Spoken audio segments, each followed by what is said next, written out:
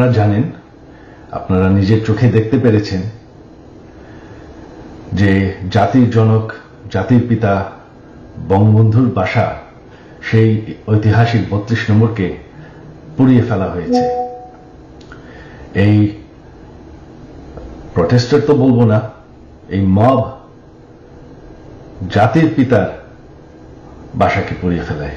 সেই বাসা যেখানে বঙ্গবন্ধুকে হত্যা করা হয়, বঙ্গবন্ধুর আমার পুরা পরিবারকে হত্যা করা হয়, যেই বাসা 75-এর খুনিরাও ধ্বংস করার সাহস পায়নি, যেই বাসা এখন এতদিন ওনার মিউজিয়াম ছিল, সেই বাসাকে তারা পুড়িয়ে ফেলেছে। বঙ্গবন্ধু একটি দলীয় বিষয় না, বঙ্গবন্ধু হচ্ছেন জাতির পিতা। বঙ্গবন্ধু না থাকলে আজকে আমরা বাংলাদেশ হতাম না, আজকে আমরা পাকিস্তান হয়ে থাকতাম। আপনারা জানেন সামনে 15ই আগস্ট, সেই কালো রাত, যেই রাত্রে বঙ্গবন্ধু এবং আমার পরিবারকে হত্যা করা হয়।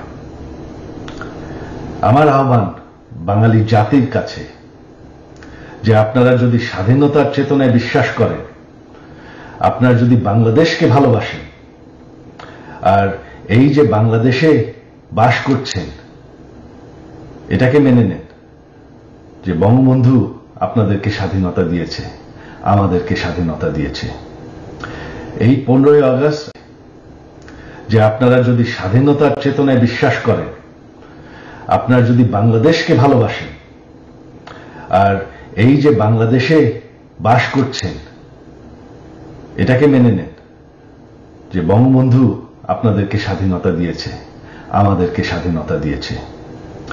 এই 15ই আগস্ট আমার আহ্বান আপনাদের প্রতি, শান্তিপূর্ণভাবে 32 নম্বরে গিয়ে ফুল দিয়ে আসবেন, দোয়া করবেন বঙ্গবন্ধুর জন্য, স্বাধীনতার চেতনার জন্য এবং আমার পরিবারের জন্য। এই হলো আমার আহ্বান আপনাদের প্রতি। ধন্যবাদ।